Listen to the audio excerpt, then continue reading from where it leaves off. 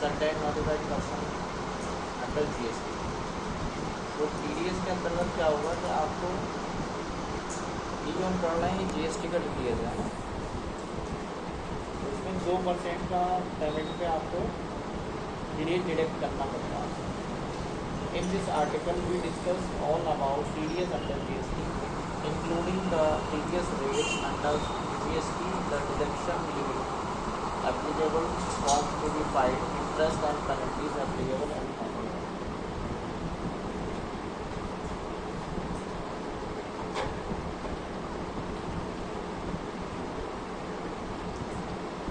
What is TDS under GST? TDS is one of the way of collect tax based on the certain percentage. तो TDS क्या होता है? एक tax collect करने का system होता है, ठीक है, जो एक परसेंटेज पर on amount of payable by the receivable of the goods. तो जो पेमेंट पर हम जो है एक परसेंटेज के हिसाब से TDS कलेक्ट कर लेते हैं सामने वाले। The collected tax is a revenue of the government. तो ये क्या होती है? एक सरकार की जो है रिवेन्यू होती है, उसकी आमदनी होती है। The provision pertaining to TDS under GST is given under section 51 of CGST। तो इसका सेक्शन क्या होता है? 51 होता है, जिसमें ये TDS के बारे में डिफाइन किया गया है। Who is liable to deduct TDS under GST law? तो इसमें TDS कौन डिडक्ट करेगा? क्या हर कोई करेगा या कोई स्पेसिफिक पर्सन जो TDS डिडक्ट करेगा? और डिपार्टमेंट और an establishment of the central government, state government, कोई विभाग चाहे वो केंद्र सरकार का हो या राज्य सरकार का, उसे TDS डिडक्ट करने के लिए अलाउ किया गया है ना। लोकल अथॉरिटी जैसे नगर पालिका वगैरह में, ये गवर्नमेंट एजेंसी जो सरकारी एजेंसियां हैं, सच पर्सन और कैटेगरीज ऑफ पर्सन एज में भी नोटिफाइड बाय द गवर्नमेंट। कुछ ऐसी कैटेगरी हैं या ऐसे पर्सन हैं जिसे गवर्नमेंट ने नोटिफाई किया, एंड गवर्नमेंट ने उनका ये उनसे बोला है कि आप जो है TDS डिडक्ट करो। As per the latest notification dated 13 September 2018, the following entity also need to deduct TDS।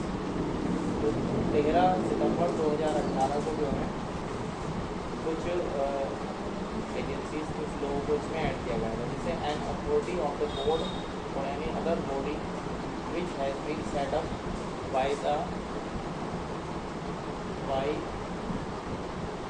Parliament और state legislature of government with 51% equity by the government. तो सरकारी कोई जो है पार्लियामेंट है, जो संसद है या विधानसभा है, उसका अगर किसी उसमें 51% कंट्रोल है, नियंत्रण है ना, किसी भी कंपनी में, तो वहाँ पर जो है TDS को लोग डिडक्ट करेंगे।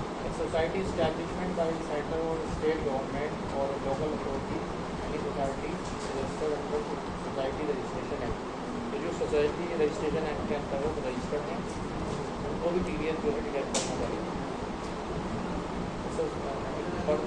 Public sector undertaking, public sector undertaking में वो आते हैं जिसमें 51% शेयर सरकार के होते हैं। गवर्नमेंट शेयर जो है 51% है, तो वो PSU कहलाते हैं, है ना। तो ऐसे PSU जो होंगे वो भी TDS डिडक्ट करेंगे। तो कुल मिला के गवर्नमेंट या गवर्नमेंट से जुड़ी हुई संस्थान, कंपनियां ही TDS डिडक्ट करेंगे, इसके अलावा नहीं करेगा वो। इसमें ये कहना है liability to deduct TDS under GST and TDS rate. इसमें क्या लाइबिलिटी है आपकी और क्या रेट है? TDS to be deducted at the rate of 2% of payment made to the supplier taxable goods और सर्विसेज। तो अगर आप कोई सर्विस प्रोवाइड कर रहे हैं किसी गवर्नमेंट कंपनी को, संस्था को, विभाग को, या कोई गुड्स प्रोवाइड कर रहे हैं, तो उस कंडीशन में वो गवर्नमेंट डिपार्टमेंट आपका 2% TDS डिडक्ट करेगा, है ना। Where the total value of such supply under and on individual contract exceeds ₹2,50,000, no deduction of taxes to be required when the location of the supply and place of the supply is different from the state of the registration of the recipient।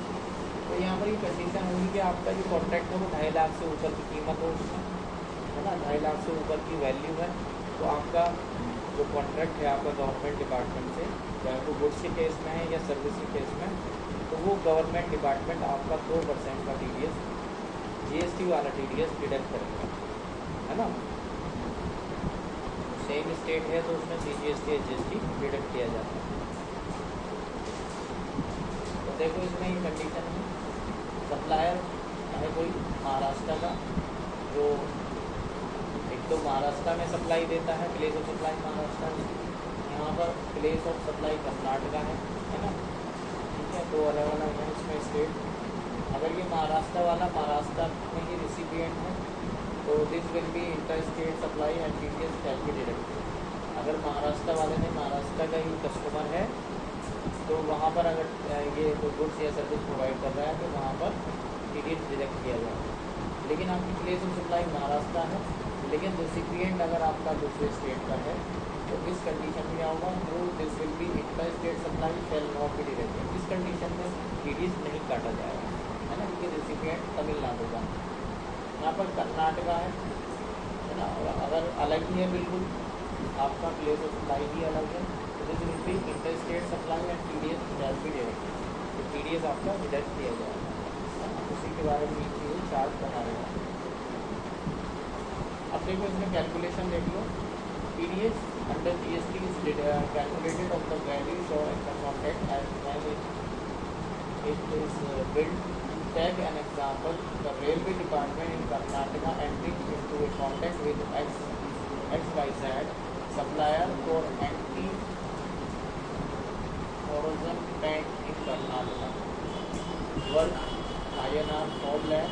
The applicable GST rate and anti-corrosion paint 18% left to as range. तो यहाँ पर देखो railway department से XYZ जो supplier है उसका contract हुआ है, कॉन्ट्रैक्ट की वैल्यू 4 लाख रुपए है ना, और 18% इस पर GST है। तो 4 लाख रुपये कॉन्ट्रैक्ट की वैल्यू है, GST 18% है, तो कितना हो गया, 72,000 रुपये हो गया। टोटल बिल कितना हो गया, 4,72,000 रुपये हो गया, है ना। और अमाउंट एक्सक्लूडिंग GST कितना है, 4 लाख रुपये है। इस पर 2% 4 लाख रुपये को लगेगा तो 8,000 रुपये इसका TDS रेलवे डिपार्टमेंट काटेगा, ठीक है। 2% TDS काटा जाएगा, जिसमें CGST SGST 1% होगा, 1% CGST 1% SGST। This tax, the tax TDS to be directed in 1,000 XYZ shall receive the below amount after the TDS। तो ये 8,000 रुपये काटने के बाद ही इसको पेमेंट दिया जाएगा। 4,72,000 में से 4,64,000 रुपये से करेंगे, 8,000 रुपये उसका TDS डिडक्ट हो गया, ठीक है। तो ये एक एग्जाम्पल था इसका, समझ में आया। तो इसमें लिमिट की क्या कंडीशन, 2.5 लाख रुपये की लिमिट होनी चाहिए। 2.5 लाख से ऊपर का अगर कॉन्ट्रैक्ट होगा तो तभी TDS का ये सेक्शन अप्लाई होगा, तो 2% TDS काटा जाएगा। What are the registration requirement for TDS deductor. तो रजिस्ट्रेशन की क्या रिक्वायरमेंट है TDS डिडक्ट करने वाले को। A person who is liable to deduct TDS has to be compulsory registered and there is no threshold limit for this. The registration under GST can be obtained without the PAN and by the using existing tax deduction and collection account number issued under the income tax. Thus it can be said having PAN spending. तो यहाँ पर जो deductor है उसे अपना TDS registration में एक registration कराना होगा। इसके लिए कोई लिमिट नहीं होती है, जो भी गवर्नमेंट डिपार्टमेंट होगा उसे एक रजिस्ट्रेशन GST का रजिस्ट्रेशन जो है TDS वाला वो कराना पड़ता है, डिडक्टर वाला। उसके लिए उसके बाद 10 नंबर होना चाहिए। 10 नंबर उन्हीं लोगों के पास होते हैं जो इनकम टैक्स ये इशू करता है 10 नंबर को। तो जो इनकम टैक्स का TDS काटते हैं उन लोगों के पास 10 नंबर ऑलरेडी होता है।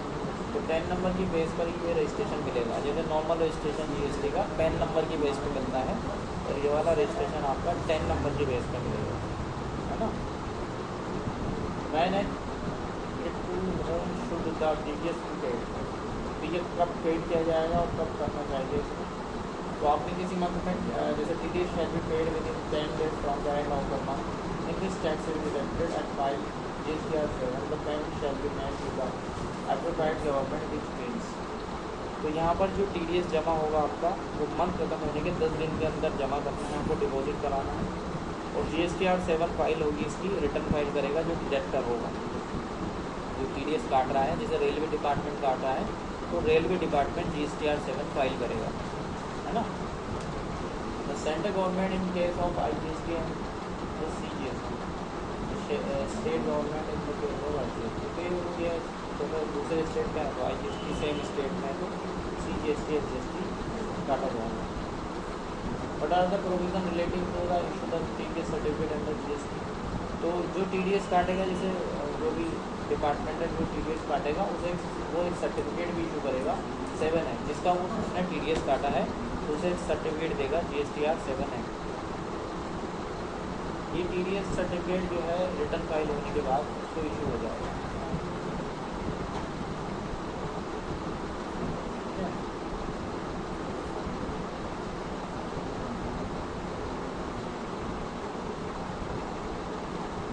अच्छा, ये वाला जो TDS काटा जाएगा, जो सप्लायर है जिसका TDS काटा जाएगा, उस TDS का वो क्या करेगा, अपनी GST टैक्स की लायबिलिटी पेड कर सकता है कि वो उसके जो है लेज़र में आ जाएगा, इलेक्ट्रॉनिक कैश लेज़र में आ जाएगा वो पैसा, और इलेक्ट्रॉनिक कैश लेज़र से वो अपनी टैक्स की लायबिलिटी पेड कर सकता है ना। ये उसका यूज़ कर सकता है कौन, सप्लायर को।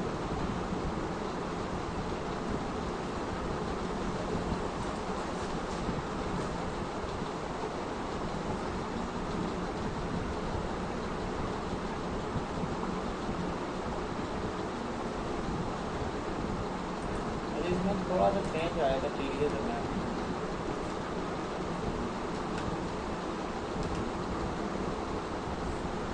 एक TDS जो है स्क्रैप पर जो इन्होंने लगाया है अभी, ये GST वाला TDS है, इनकम टैक्स का अलग होता है, GST का अलग होता है। तो यहाँ पर देखो ये एक नोटिफिकेशन आया है,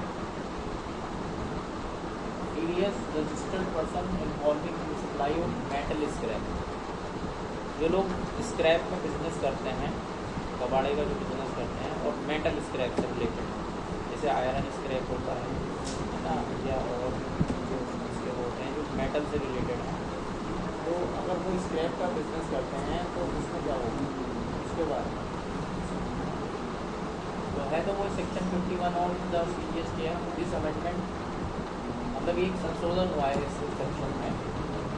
scope the TDS including registered person receiving metal scrap classified under the chapter 7281 of custom tariff act 1971 in its ambit. The changes specify that the TDS at the rate of 2% must be deducted for the transaction where the taxable value exceeds 2,50,000। तो percentage और वो तो सब same ही है, 2.5 लाख से ऊपर का होना चाहिए वो स्क्रैप की वैल्यू, ठीक है, और 2% का TDS काटा जाएगा। The buyer must obtain a separate GST registration, तो जो बायर है यानी जो इस स्क्रैप को खरीदेगा वो form REG 7 to deduct TDS, है ना। इसको बायर को एक रजिस्ट्रेशन लेना पड़ेगा TDS का, and the supplier will receive, जैसे वहाँ गवर्नमेंट डिपार्टमेंट को लेना पड़ रहा था, लेकिन जो अगर स्क्रैप को खरीद रहा है किसी से, है ना, तो उसे क्या करना पड़ेगा, तो TDS का जो GST वाले TDS का उसके लिए रजिस्ट्रेशन लेना पड़ेगा।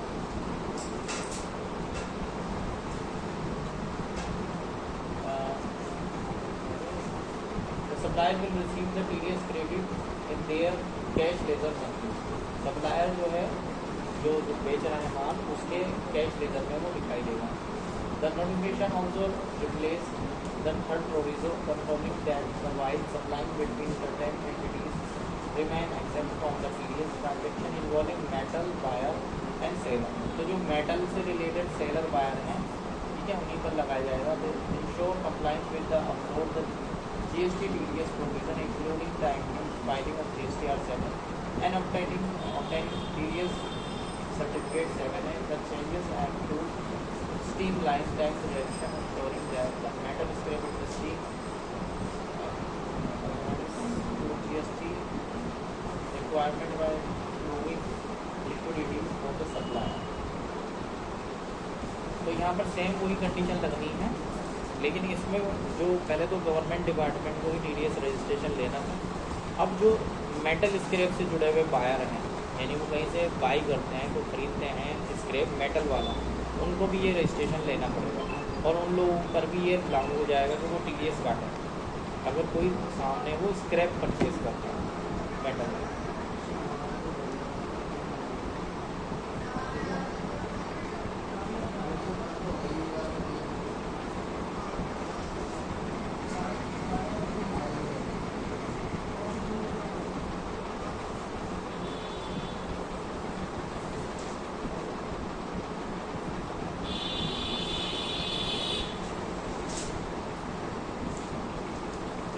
Effective date क्या है इसकी? The notification will be said that the amendment will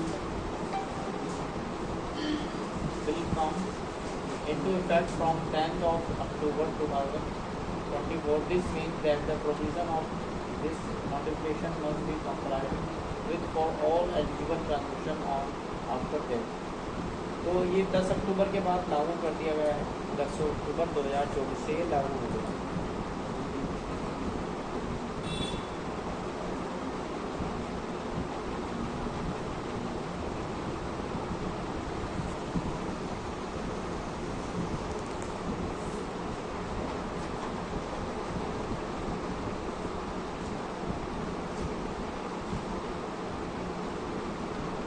वही कंडीशन है 2% TDS की और 2.5 लाख रुपये value.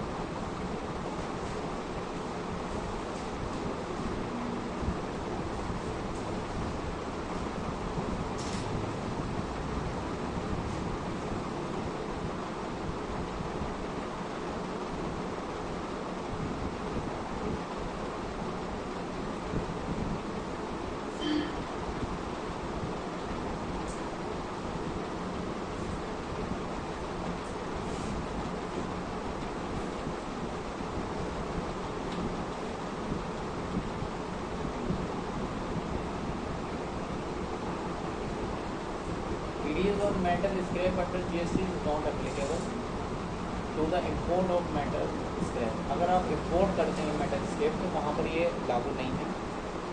This means if the recipient buyer importing metal scrap from a foreign country, no TDS deduction is required under GST. तो दूसरी country से अगर आप import कर रहे हैं metal तो वहाँ पर ये लागू नहीं होगा, इंडिया में ही लागू होगा।